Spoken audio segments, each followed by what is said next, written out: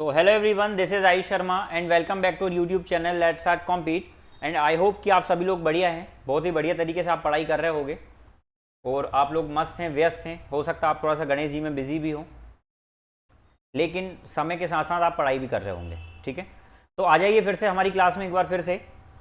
20 तारीख का जो थर्ड शिफ्ट थी वो कल हम कवर कर चुके थे। आज मैं 20 तारीख के फोर्थ शिफ्ट के जो 25 क्वेश्चन हैं आपके हुए थे मैथ्स के, वो कवर कराने वाला हूं, जो एसएससी सीजीएल 23 के प्रीलिम्स में कवर हुए थे।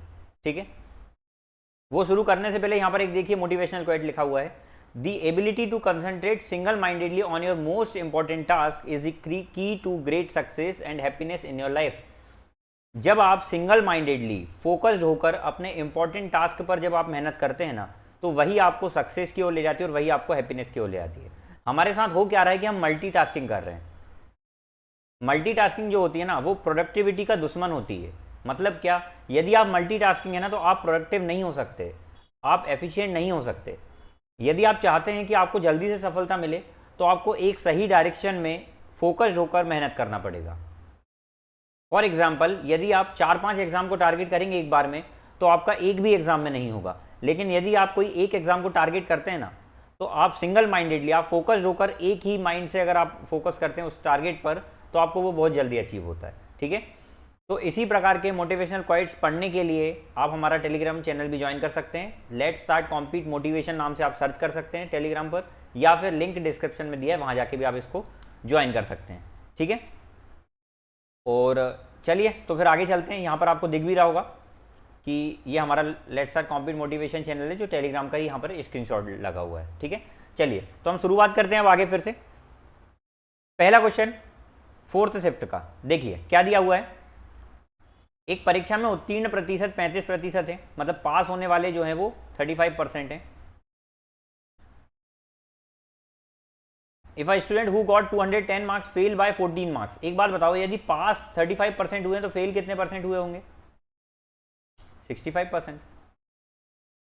यहां पर उसने क्या बोला है जो पास परसेंटेज है ना, वो 35%। सॉरी, ये गलत लिख दिया मैंने। पास परसेंटेज मतलब किसी को भी यदि पास होना है तो उसको कम से कम 35% तो लाना ही पड़ेगा। ठीक है, यहां पर बोल रहा है कि एक स्टूडेंट ने 210 नंबर तो लाया, लेकिन उसके बाद भी 14 नंबर से फेल हो गया। सर, 14 नंबर से फेल होने का मतलब ये हुआ कि यदि वो 14 नंबर और ले आता तो क्या वो पास हो जाता पप्पू? ठीक है, तो आप बोलेंगे सर अगर वो 224 नंबर लाता तो पप्पू बिल्कुल पास हो जाता, बाउंड्री पर फेंका जाता। और यहाँ पर वो कितने परसेंट बोल रहा है पास होने के लिए? 35%। मतलब कहीं ना कहीं 35% की वैल्यू कितनी दी हुई है? 224 दी हुई है। तो यहाँ से हमको क्या निकालना है? 7 5 से 35 कट जाएगा, 7 3 से 21, 7 2 से 14। कितने की वैल्यू निकालना है हमको? मैक्सिमम मार्क्स कितने हैं? तो मैक्सिमम मार्क्स 100% रहे होंगे। 100% निकालने के लिए यहाँ 20 का मल्टीप्लाई करेंगे, तो यहाँ भी कितने का करेंगे? 20 का करेंगे। तो कितना हो जाएगा? 640। क्या बात समझ में आ गई? यदि ऐसे नहीं आता है तो एक और तरीका बताता हूँ इसका। देखिए, 210 नंबर तो लाना ही था, 14 नंबर से फेल था, तो सर ये कितने नंबर लाना पड़ेगा इसको? 224, और ये 35% के बराबर है, और हमको 100% निकालना है। तो आप इसको सॉल्व करेंगे ना, तो उससे भी आंसर आपका ये 6.4 आएगा। तो 640 यहाँ से आंसर जाएगा। क्या बात समझ में आ गई? उम्मीद है कि समझ में आ गई होगी। ठीक है, चलिए अगला क्वेश्चन देखें। The following pie chart shown the data of the number of appeared and passed student in class 12th in section ABCD।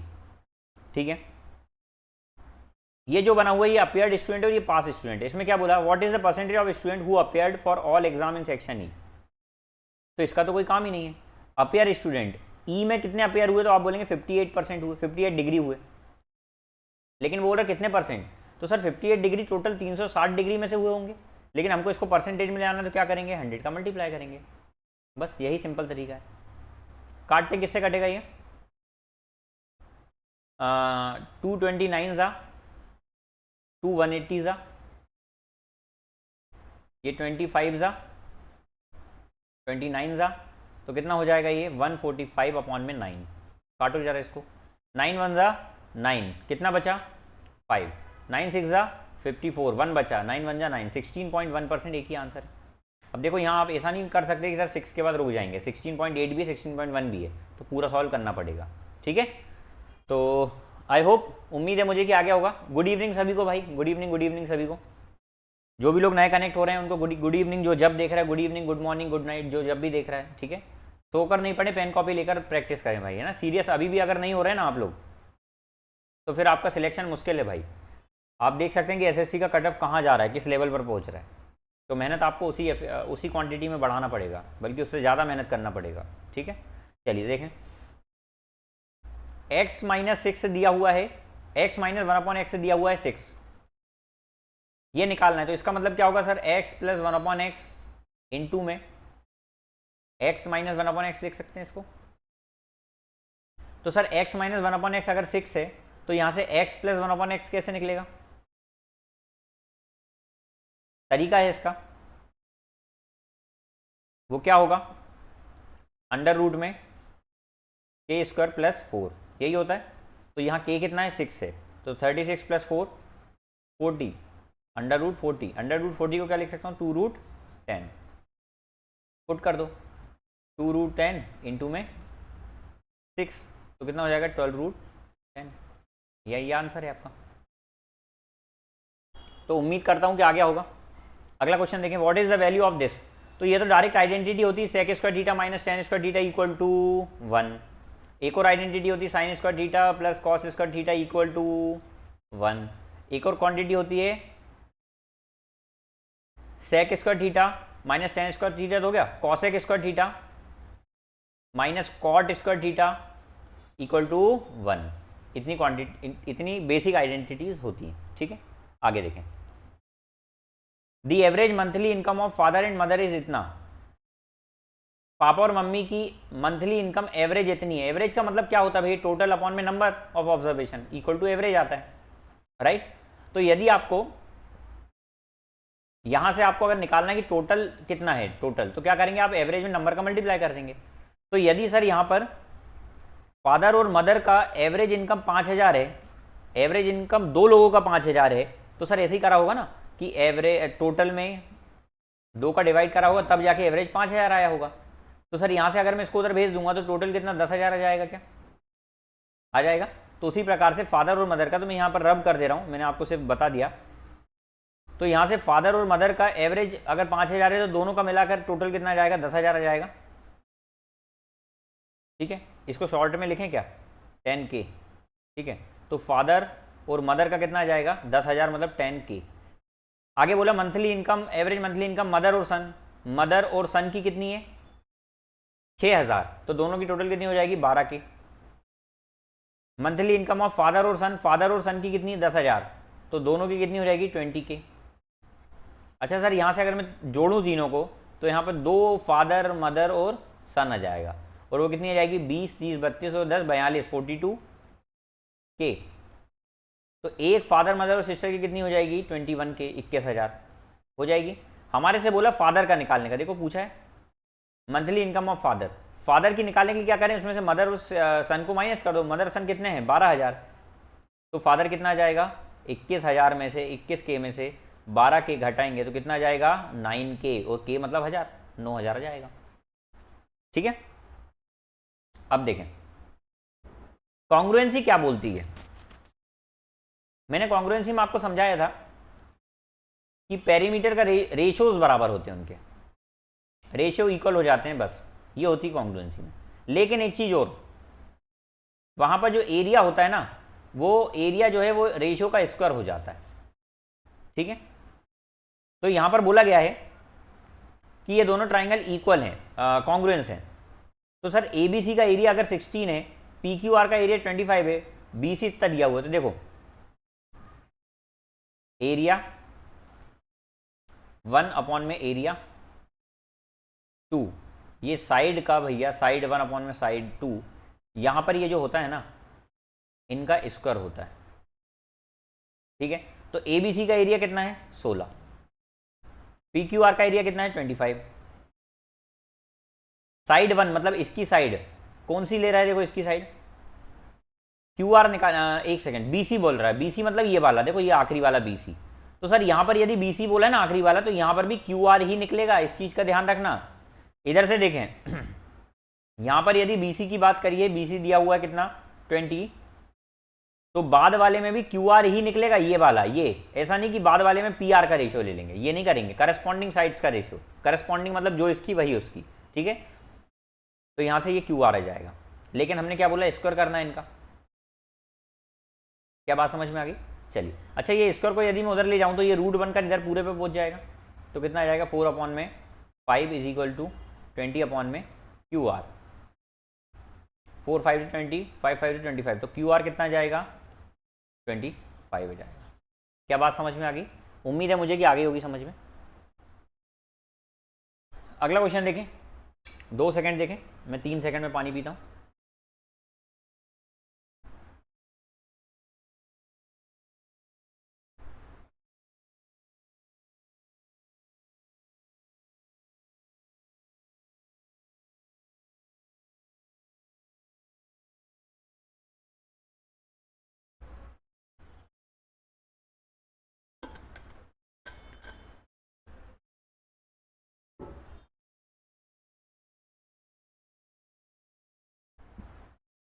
देखें, इजी क्वेश्चन है कि सर एक्स वाई जेड तीनों को टोटल 3400 रुपये मिल रहे हैं।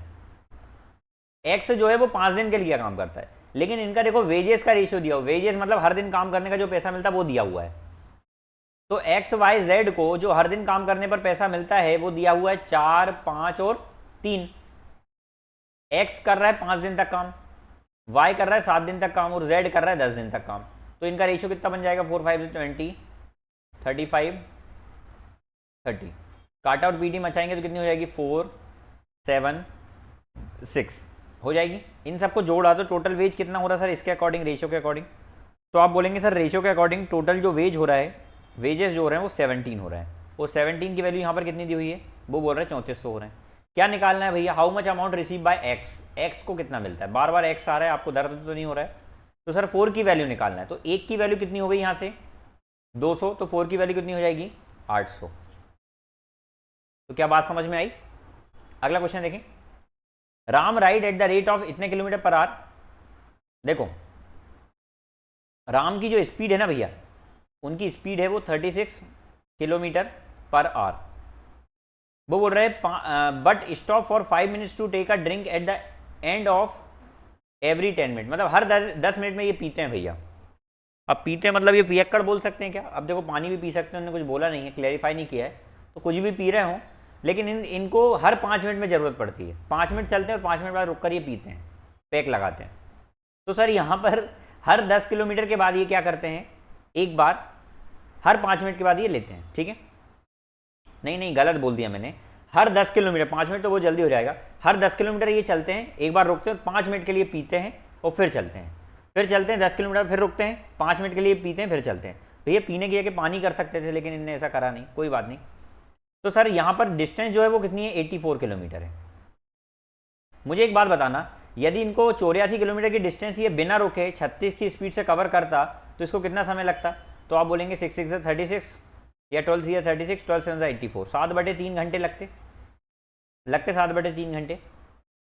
7/3 घंटे का मतलब क्या हो जाता है सर, इसको हम ले जाएंगे तो 2 सही 1/3 घंटे, तो इसको मैं बोल सकता हूँ कितना, 2 घंटे 20 मिनट, 2 घंटे 20 मिनट मतलब कितना हो जाएगा, 140 मिनट, 140 मिनट हो जाएगा, 140 मिनट तक ये जाएंगे भैया। अब एक बात बताओ मुझे, आगे बोला है कि वो हर 10 किलोमीटर चलने के बाद रोकेंगे 5 मिनट, तो मेरे को एक बात बताओ, 84 किलोमीटर की डिस्टेंस है, तो हर 10 किलोमीटर में रोकेंगे तो कितने बार ऐसे 10 किलोमीटर पड़ेंगे? पहला 10 किलोमीटर बाद रोकेंगे, फिर 20 किलोमीटर, फिर 30 किलोमीटर, फिर 40 50 60 70 80, 80वें किलोमीटर के बाद रोकेंगे। अब अगला रोकेंगे 90वें किलोमीटर, लेकिन 90 तो आ ही नहीं पाएगा ना, टोटल डिस्टेंस 84 ही चलना है, तो टोटल वो कितने 8 बार ही रोक पाएंगे। क्या बात समझ में आ गई? क्योंकि 9वीं बार जब बात आएगी ना पैक लगाने की, तब तक वो अपनी मंजिल पर पहुंच जाएंगे, तो वहां जाकर वो नहीं लगाएंगे या जो भी करें, ठीक है?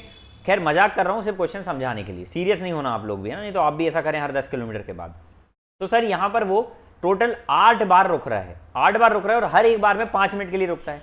तो सर 8 टाइम्स में 5 बार, यदि हर 5 मिनट के लिए रुकता है, 8 बार रुक रहा है, तो यहाँ वो 40 मिनट का ब्रेक ले रहा है। तो सर 140 मिनट तो उसको चलने में लगेंगे और 40 मिनट का उसने ब्रेक ले लिया, तो टोटल कितना डिस्टेंस, कितना समय लगा होगा उसको, 180 मिनट का। समझ में आ गई बात? अगला, एक वृत्त का केंद्र से 40 सेंटीमीटर लंबी जीवा पर एक 15 सेंटीमीटर लंब खींचा जाता है। देखो भैया थोड़ा सर्कल बड़ा बनाते हैं ताकि समझ में आए आप लोगों को। ये है सर्कल, ठीक है। यहां पर एक जीवा है, जीवा मतलब होता है कॉर्ड, जो कि 40 सेंटीमीटर की, और ये है सर्कल का सेंटर। इंग्लिश में बताता हूँ, 15 सेंटीमीटर लंबी एक परपेंडिकुलर ड्रॉ की जाती है सेंटर से, जो 40 सेंटीमीटर लंबी कॉर्ड पर होती है। तो मेरे को बताया था मैंने कि आपको ये जब ड्रॉ करेंगे आप इसको परपेंडिकुलर होगा ये, ठीक है। परपेंडिकुलर ड्रॉ करने का बोला उसने। जब भी कॉर्ड पर रेडियस हम डालते हैं 90 डिग्री ने, तो वो इसको आधे आधे पार्ट्स में डिवाइड करती है, ठीक है। ये रिलेशन ही होता है। तो सर ये कितना 20 हो जाएगा, कोई बात नहीं। उसके बाद सर यहां पर बोल रहा है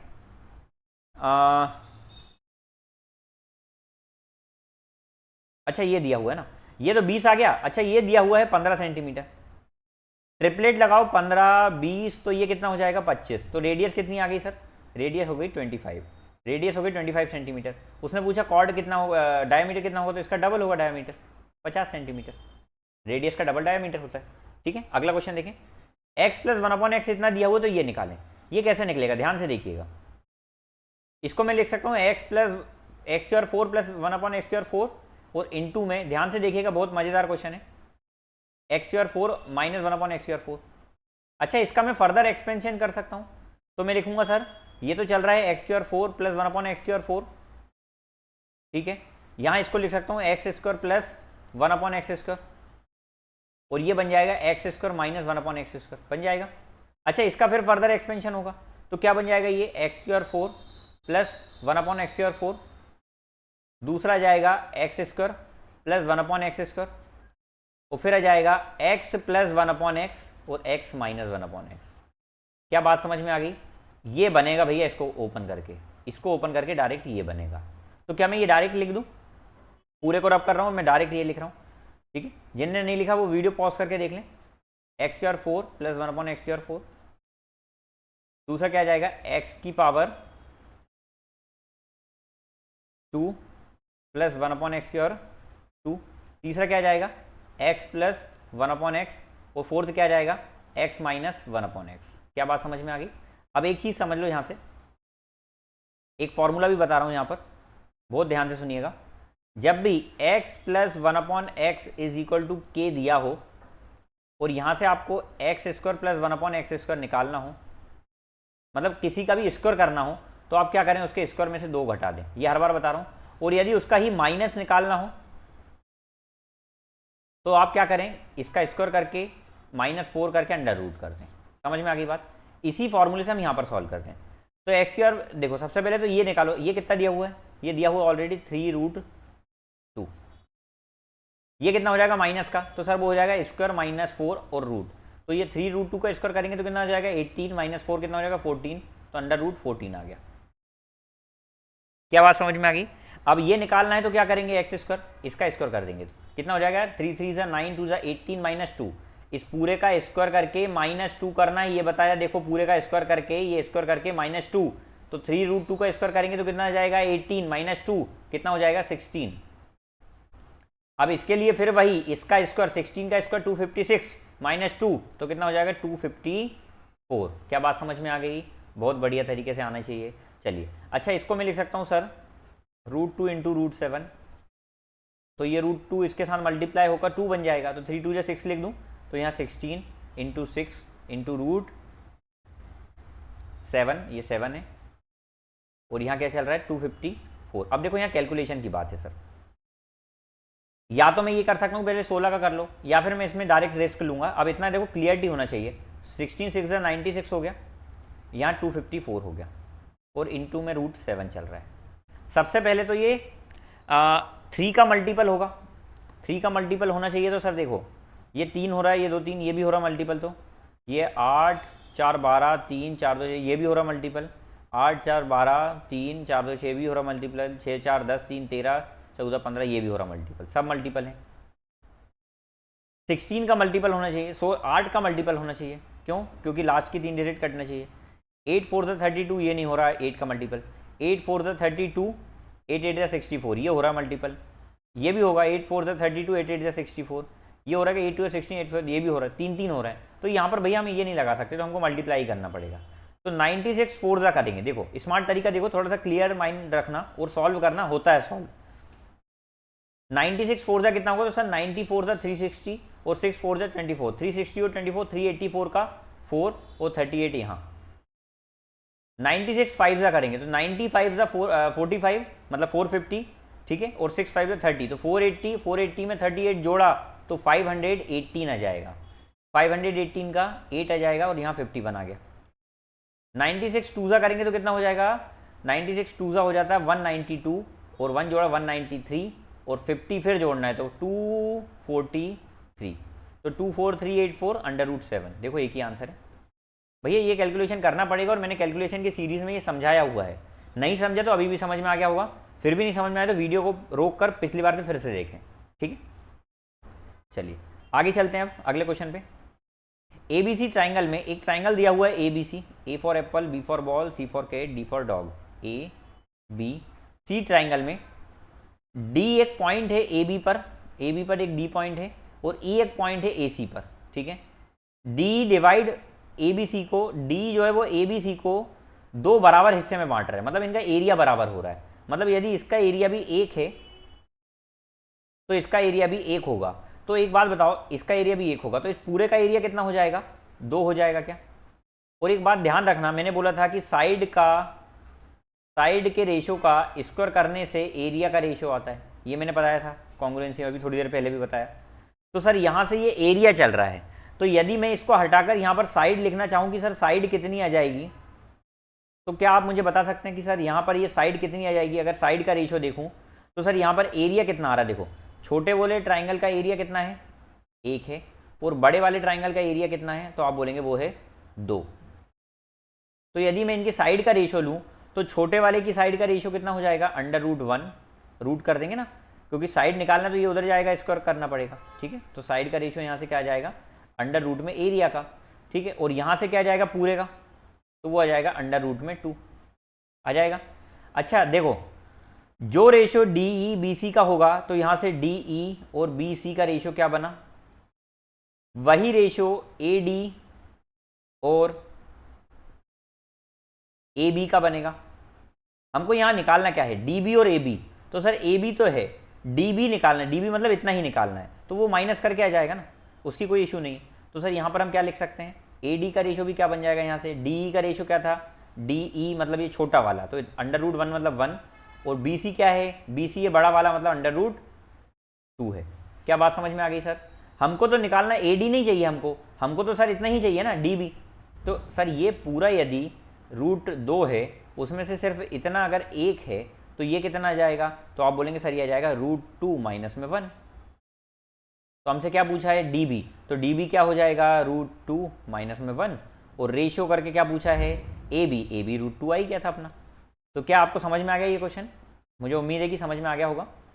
चलो इसको सिंप्लीफाई करना है, ध्यान से देखिए। 7.8 और ये दोनों को जोड़ा तो कितना हो जाएगा, 7 4 12, 13.7 और 4 हो जाएगा 11, 12.4 हो जाएगा, 12.4 जाएगा तो यहाँ आ जाएगा 0.1, 0.1 जब इसमें से माइनस होगा तो 4.8 हो जाएगा, 4.8 इसमें से माइनस होगा, 4.8 जब इसमें से माइनस होगा तो माइनस का 1.3 और प्लस का 1.3 आ जाएगा, तो 0.08 प्लस का 1.3 ही हो रहा है ना, कहीं मिस्टेक हो रही है भाई साहब, देख लेते हैं। 3513 होगा ना, 0.1348 है और यहाँ पर 3.5 चल रहा था ना, तो 4.8 में से 3.5 जाएगा तो यह आ जाएगा 1.3, सही जा रहे थे अपन। हम इन दोनों को जोड़ेंगे तो क्या आ जाएगा सर, 0.08 और 1.3, तो ये हो जाएगा 1.38 आ रहा है यहाँ पर, तो 1.58 हो रहा है। देख लेते हैं एक बार भाई, फिर से रीचेक कर लेते हैं, कई बार हो जाती है मिस्टेक। 7 और 4 हो गया 11, 11.8 तो ये हो जाएगा 12.4, जब माइनस करा 12.4 इसमें से तो 0.1 आ गया, 0.1 जब इसमें से माइनस होगा तो ये माइनस माइनस प्लस हो रहा है सर, तो ये 5 हो जाएगा, एक सेकेंड, तो 3.5 और माइनस का यहाँ 5 आ जाएगा, तो ये बचेगा माइनस का 1.5, माइनस का 1.5, और ये प्लस का हो जाएगा बाहर जाकर, और बाहर बच रहा है 0.08। ठीक है, तो अब इन दोनों को जोड़ना है, तो 1.5 और 0.08 को जोड़ना है, तो 1.58 इसका आंसर आ जाएगा। ठीक है, हम गलत थे इस टाइम। आई होप समझ में आ गया होगा इतना। अगला देखें, इन अ राइट एंगल ट्राइंगल, ये है right angle triangle, hypotenuse 5 centimetre है, बेस 3 सेंटीमीटर है, थीटा एक एंगल मान लेते ये वाला है, तो टेन थीटा कितना होगा? तो सर ये 4 हो जाएगा, 3 4 5 ट्रिपलेट होता है, तो टेन थीटा मतलब क्या? थीटा के सामने वाला परपेंडिकुलर होता है, टेन थीटा बराबर होता है परपेंडिकुलर अपॉन में बेस, और परपेंडिकुलर हमेशा थीटा के सामने वाला होता है, तो वो कितना हो गया 4, और बेस कितना हो जाएगा जिस पर थीटा होता है 3, तो 4/3 इसका आंसर है। ठीक है, अगला क्वेश्चन देखें, the width of rectangle is 2 centimetre less than the length. Perimeter यदि ये दिया हो, देखो इसकी जो विड्थ है ना, लेंथ से 2 सेंटीमीटर छोटी है, लेंथ यदि मैं x मान लेता हूं तो उसकी जो विड्थ है वो उससे 2 सेंटीमीटर छोटी है। ठीक है, उसमें बोला उसका जो पेरीमीटर है वो 68 है। पेरीमीटर मतलब क्या होता है? 2 इंटू एल प्लस बी कितना है? x माइनस 2, ये होता है पेरीमीटर, और ये दिया कितना है आपको? 68। 2 34 ज़ा 2x इज इक्वल टू 36, तो x कितना आ गया? 18। आपसे क्या पूछा था? उसमें बोला what is the length of rectangle, rectangle की लेंथ कितनी है? x से, और x ही कितना आया? 18 आया। क्या बात समझ में आ गई? अगला क्वेश्चन देखें, पाइप ए 12 मिनट में कोई टैंक को क्या कर सकता है? भर सकता है 12 मिनट में, प्लस लगा दो। और पाइप बी, ए की बात चल रही थी, किसी टैंक को 18 मिनट में भर सकता है, प्लस लगा दो। और पाइप सी उसी को खाली कर सकता है कितने मिनट में? 36 में। तीनों का एलसीएम तो 36 ही आएगा सर। 12 3 ज़ा 18 2 ज़ा 36 1 ज़ा। क्या निकालना है? यदि तीनों को साथ में ओपन किया गया तो ये भरे हुए टैंक को कितनी देर में खाली कर देंगे? 36 है, 3 2 5, 5 माइनस 1 4, तीनों साथ में जब चालू होंगे तो पहला 3 भरेगा, दूसरा 2 भरेगा, और तीसरा 1 खाली करेगा, तो ये 4 की स्पीड से भरेंगे।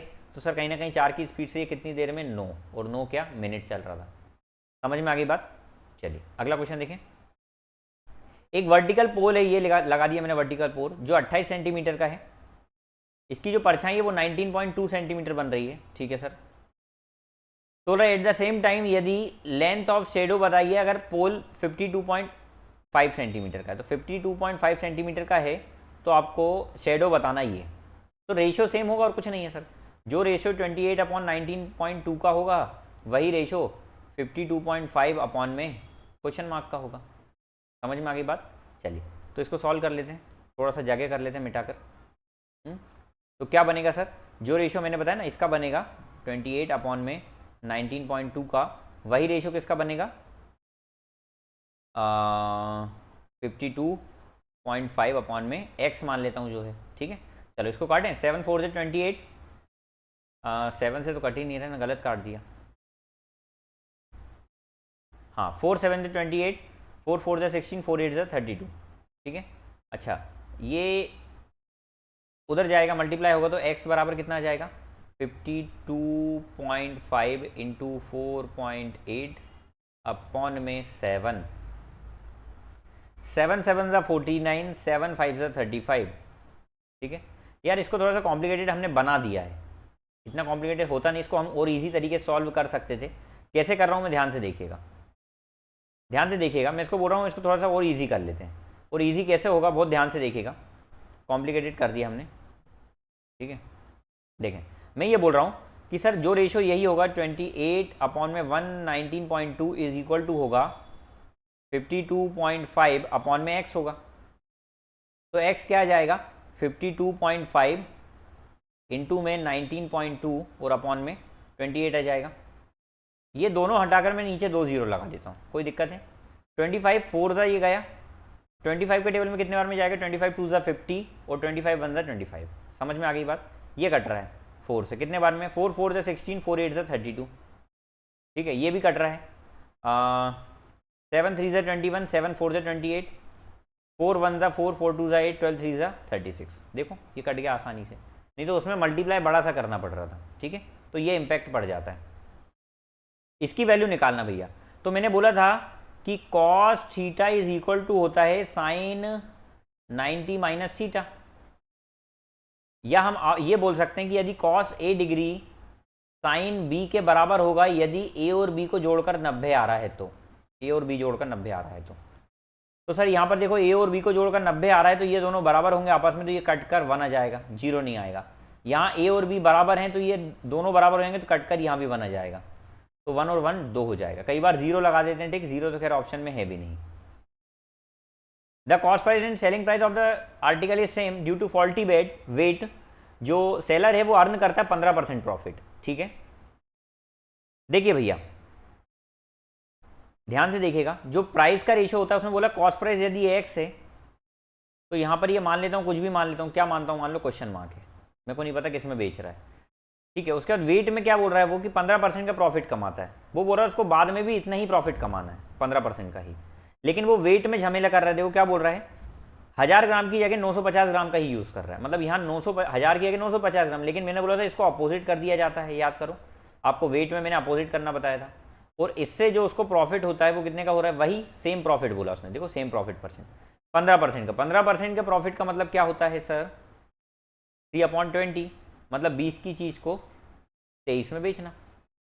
अच्छा यहाँ पर ये जो दिया हुआ है 950, तो इसको क्या मैं 19 से 20 लिख सकता हूँ क्या, 19 से 20 लिख सकता हूँ, समझ में आ गई बात। और इन दोनों का मल्टीप्लाई होकर ही तो ये आता था ना, तो यहाँ से बन गया सर 19x अपॉन में 20 into question mark is equal to 20 upon में 23।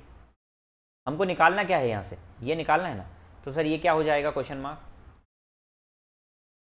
हो जाएगा 19 इंटू में 23 x अपॉन में 20 इंटू 20 400 हो जाएगा, ठीक है। चलिए तो क्वेश्चन मार्क क्या हो जाएगा, थोड़ा सा देखिएगा, उधर दिख नहीं रहा होगा, कट गया होगा हल्का सा, नहीं कटा होगा वैसे, 19 4 से कट, 19 3 ज़ा कितना हो जाएगा 57, 5 यहाँ, 19 2 ज़ा 38 और 5 43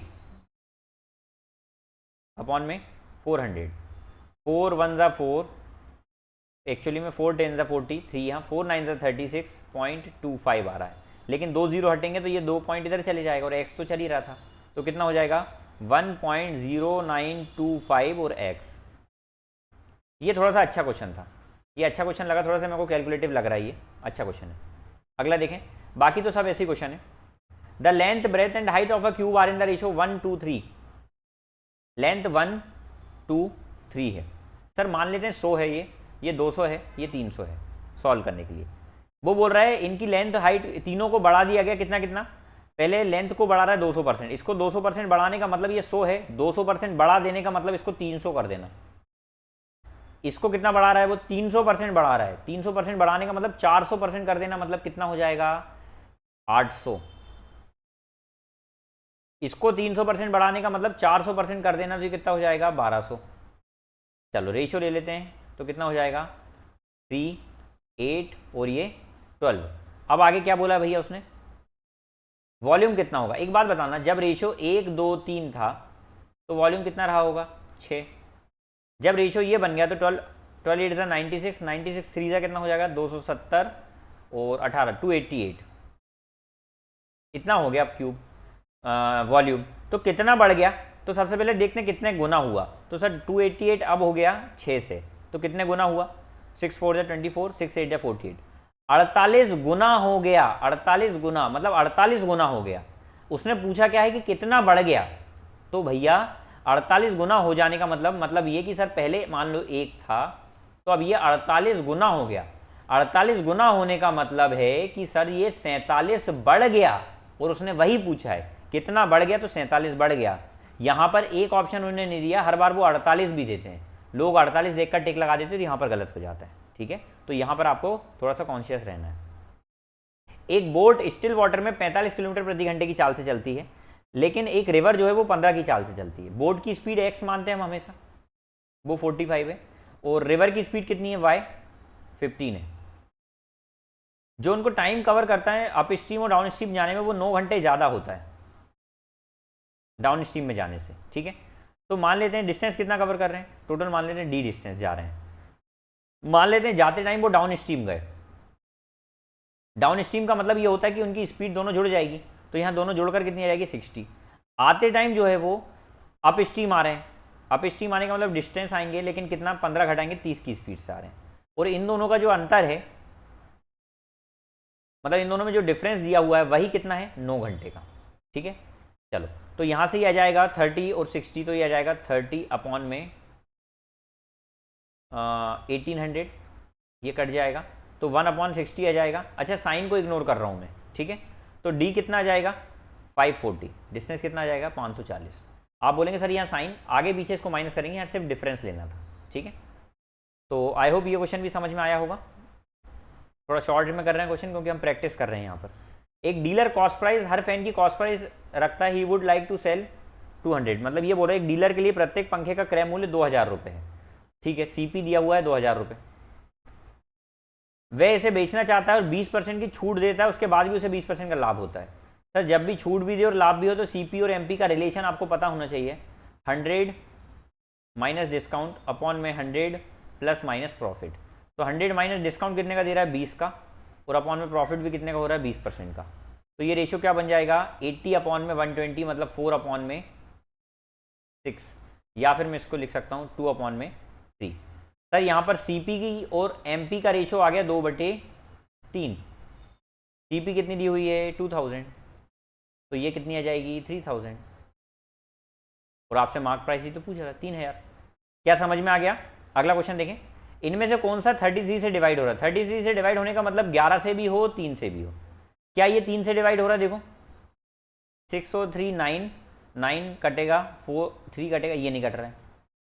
3 का रूल होता है sum of digit divisible by 3 then the number is also divisible by 3। 5 5 10 और 8 18 और 3, ये तो कट रहा है। 5 5 10 और 3 13 8, ये भी 13, ये नहीं कट रहा है, ठीक है। उसके बाद 5 3 6 कटेगा, 9 कटेगा, 5 कटेगा, 8 और 5 13, ये नहीं कटेगा। एक ही तो कट रहा है, ये कट रहा था क्या 10 3 13 और 8 5 10 5 10 18 और 3, ये तो कट रहा था भैया। तो ये दोनों ऑप्शन कट रहे हैं। तो अब इन देखो दो ऑप्शन बचे अपने पास, 3508 और दूसरा 35580।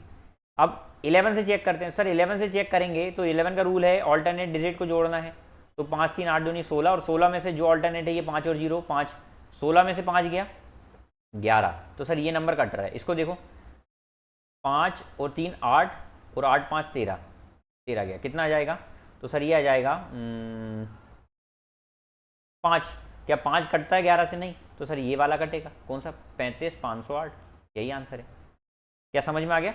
अगला क्वेश्चन देखें, the ratio of speed of motor boat to the current, ठीक है, मतलब मोटर बोट मतलब एक्स की स्पीड दी हुई है 31 और वाई की दी हुई है 6, ऐसा हम मान लेते हैं।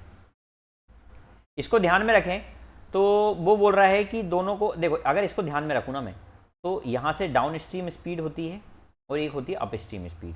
वो क्या हो जाएगी, डाउन स्ट्रीम का मतलब होता है दोनों को जोड़कर कितनी आ जाएगी 37, और दोनों को घटाकर ये कितनी आ जाएगी 25। तो यहाँ से ये जो स्पीड है एक्चुअल में यही स्पीड तो चलेंगे ना पानी में, रिलेटिव स्पीड भी बोल सकते हैं इसको। तो ये स्पीड का रेशियो क्या बन रहा है डाउन स्ट्रीम से अप स्ट्रीम का। तो आप बोलेंगे सर यहाँ से डाउन स्ट्रीम से अप स्ट्रीम का रेशियो बन रहा है 37 से 25। अच्छा यहाँ पर वो बोल रहा है फाइंड द टाइम टेकन, दोनों को समय तो सेम ही लग रहा है ना, समय सेम नहीं लग रहा है, डिस्टेंस तो सेम ही है ना दोनों के लिए। जाते टाइम देखो कोई चीज़, अगर मान लो नदी क्रॉस कर रहे हैं आप, एक नदी में इस पार से उस पार गए, तो मान लो 10 किलोमीटर आप चले, जब लौटेंगे तो ऐसा थोड़ी वो नदी 12 किलोमीटर की हो जाएगी, सर 10 से वही 10 किलोमीटर ही रहेगा, ठीक है। अब ये बात अलग है सर बाढ़ आ गई तो वो बढ़ गई नदी, वो केस नहीं है यहाँ पर, ठीक है। तो सर यहाँ पर जब डिस्टेंस कांस्टेंट है, तो डिस्टेंस जब कांस्टेंट होता है तो टाइम और स्पीड इन्वर्सली रिलेशन बनाते, ये मैंने बताया था आपको। तो यहाँ से टाइम का रेशियो क्या आ जाएगा 25 से 37, ठीक है। अच्छा उसने बोला है कि उसको cover a certain distance current in 4 घंटे 10 मिनट लगते हैं। कब, जब उसको 4 घंटे 10 मिनट को मैं अगर लिख लूँ तो हो जाएगा 240 250 250 मिनट, 250 मिनट लिख सकता हूँ। ये कब, डाउन स्ट्रीम, जब वो जा रहे थे, बोला ना देखो जब वो जा रही है तो उसको 4 घंटे 10 मिनट लग रहे हैं। कब, जब वो साथ में जा रहे हैं। साथ में जाने का मतलब ही डाउन स्ट्रीम होता भैया। मैंने आपको बताया था दो चीज़ें होती है, एक अप स्ट्रीम, इसको समझो थोड़ा ध्यान से, अप स्ट्रीम का मतलब ऊपर जाना, और जब कोई चीज़ ऊपर जाएगी तो स्पीड कम होगी, और स्पीड कम कब होती है जब दोनों का अंतर होता है। तो सर जब भी अप स्ट्रीम की बात आए मतलब ऊपर जाना मतलब स्पीड कम मतलब दोनों का अंतर, और जब भी साथ में आने का बोले, साथ में आने का मतलब होता है डाउन स्ट्रीम, साथ में आएंगे तो स्पीड तेज होगी। तो स्पीड तेज वाली कौन सी है सर, ये वाला टाइम कितना है 25 और ये टाइम कितना बोल रहा है 250 मिनट। तो सर ये 250 मिनट तो ये कितना हो जाएगा 370 मिनट। और 370 मिनट को हम यदि घंटे में ले जाएं तो 6 घंटे तो पूरा हो रहा है, 6 घंटे 10 मिनट। क्या बात समझ में आ गई? 6 घंटे 10 मिनट इसका आंसर हो जाएगा, ये इसका आंसर है। अगला देखें, एक सम 30,000 से इतना बन जाता है तो रेट परसेंट निकालें। देखें भैया 8% हर साल मिल रहा है। यहाँ पर कितना ब्याज मिला सर? यहाँ मिल रहा है 8,400 ब्याज। हर साल 8% मिला तो सर 30,000 का 8% कितना हो जाएगा? तो हर साल 2400 हो जाएगा। हर साल 2400 मिल रहा है तो 8,400 कितने साल में मिला होगा? तो मैं मान लेता हूँ सर 2400 के हिसाब से टी टाइम में 8,400 ब्याज मिल रहा होगा। काटा पीटी, 6 4 ज़ा 24, 6 1 ज़ा 6, 6 4 ज़ा 24, तो टाइम आ जाएगा 7/2, जिसको हम उर्फ 3.5 साल बोल सकते हैं। समझ में आई बात? अगला देखें। हाँ देखो देखने में कितना खतरनाक लग रहा है, और ऐसा क्वेश्चन एक बार आ चुका है पिछली शिफ्ट में 25 तारीख की शिफ्ट में शायद मैं नहीं कराया हुआ। देखें ये टेबल दिया हुआ है जिसमें टोटल नंबर ऑफ स्टूडेंट दिए हुए हैं 2080। टोटल ये हैं जो ये वो आपको दिए हुए हैं 2080। आगे बोला है if the number of IIT Bombay is number of student IIT Bombay is 20% less than the Madras. मतलब जो बॉम्बे में स्टूडेंट है वो मद्रास से 20% कम है। 20% का मतलब होता है 1/5। मतलब ये यदि 5 है तो आईआईटी बॉम्बे में कितने हैं? 4 हैं। यदि ये 5 है तो ये कितना है? 4 है। अच्छा टोटल ये 2080 है तो सर ये 400 ये 430 तो 830 तो 1180 हो जाएगा। 1180 घटाए 900 आ रहा है, तो सर ये दोनों 900 बचना चाहिए। लेकिन ये 5 और 4 के रेशो में है तो एक्चुअल वैल्यू क्या आ जाएगी यहाँ से? यदि ये दोनों 900 आ रहे हैं तो सर ये 4 और 5 के रेशो में, वो बोल रहा है 900 है।